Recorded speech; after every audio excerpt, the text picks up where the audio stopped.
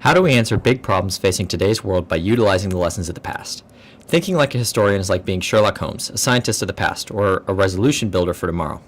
However, you can't do that without having at least a vague idea of the cause and effects of events in history. In other words, you can't put fencing on the fence posts unless you dig a hole and pour concrete around the actual posts.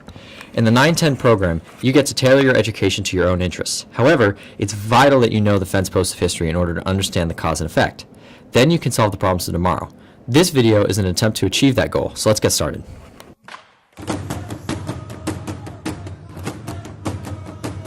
In prehistory, you begin your fencing at the very beginning, 200,000 years ago, in the time paleontologists say that we became humans, somewhere in the Great Rift Valley of Africa. We were small bands of hunter-gatherers moving around in a tiny area of the globe. But then, about 60,000 years ago, humans began to venture out of Africa as the climate became more sustainable. Things changed drastically when about 10,000 years ago, in the Levant and Fertile Crescent region, humans developed an efficient way to obtain food, and thus the agricultural revolution was born. It's important to note that other places in the world developed these farming techniques independently from sometime shortly after the Levant did.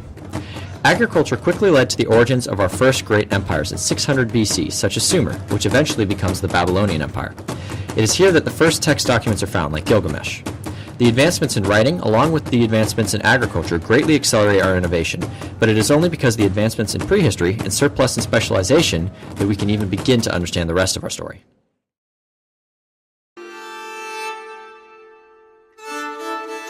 As humans spread into Europe around 40,000 years ago, small and unique cultures and language groups are established. Although different, these groups, like many other primitive groups around the world, are pagan. In medieval class, you will read about their gods in ancient books such as the Norse myths.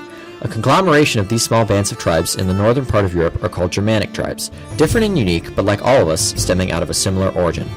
When the Roman Empire fell in 400 CE, the Germanic tribes moved in, and Roman culture stayed intact in the east with the Byzantine Empire.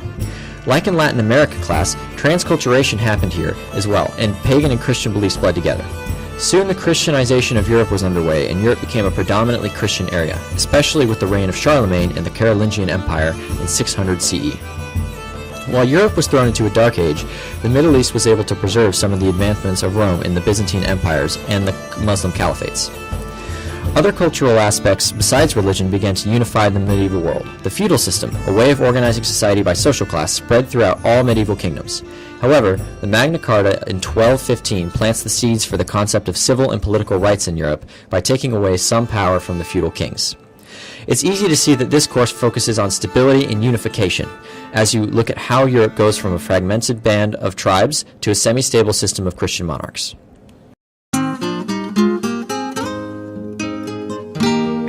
In Latin American history, the focus is on transculturation. Beginning with the exploration of the Mayan, Incan, and Aztec empires as they existed before the arrival of the Spanish, the similarities and differences between these empires and the Spanish Empire are investigated. After the arrival of Columbus, the process of transculturation begins. In 1492, Columbus sailed the ocean blue, and the Jews and Muslims were evicted from Spain, exemplifying the intolerance that would impact the relationships between the Europeans and the cultures of Central and South America. With the conquistadors, the culture of the Americas drastically changed as globalization and the Columbian exchange changed the unique cultures into something new, the Latin American identity. This transculturation of peoples is what highlights this area of study. As this new identity solidified, the colonies began to successfully push for independence from Europe.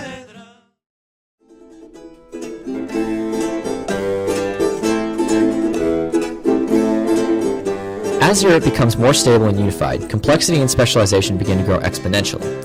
One of the first cities to flourish economically and consequently develop socially, culturally, and economically in all areas of society was Florence, Italy, and presto, the Renaissance is born. Italy, being perfectly located geographically on the Mediterranean, became specialized in all things naval. The Crusades in the Middle Ages brought people to Italy to buy boats and to go to the Holy Land. This economic boom allowed different European powers to specialize in different industries, which eventually led to mutually cooperating city-states, most of the time. The Treaty of Lombard in 1177 is an example of unifying a fragmented Italy under the promise of commerce, instead of fighting noble fiefs. As Europe slowly diversified and economies began to grow, people had greater access to education. The wealthy began to read classical works that had been forgotten about in the Middle Ages. They also became patrons, paying for artists to produce masterpieces for them and to uncover past works of art. This patronage led to a growing number of critical thinkers emerging in society. These humanists, in their critiques of society, created problems that started to bubble up in Italy in the 1400s. Humanistic thinking began to spread from Italy to the rest of Europe, and eventually priests began to, in their humanistic ways, question the Catholic Church. One such humanist, the German Martin Luther, led the Protestant Reformation in 1517 and fought against the Catholic Church for a more individualistic take on religion. To recap, during the Renaissance, humanism and individualism spread from Italy to the rest of Europe thanks to merchants and their participation in trade-based diplomacy. After 2 years, you will know 200,000 years of history on 5 different continents. Dates and timelines should not be what the social sciences focuses on all the time, but they do add to the analytical conversation of the cause and effect nature of this discipline. Now go forth and use the fence posts of history to string together a magnificent structure of analytical understanding.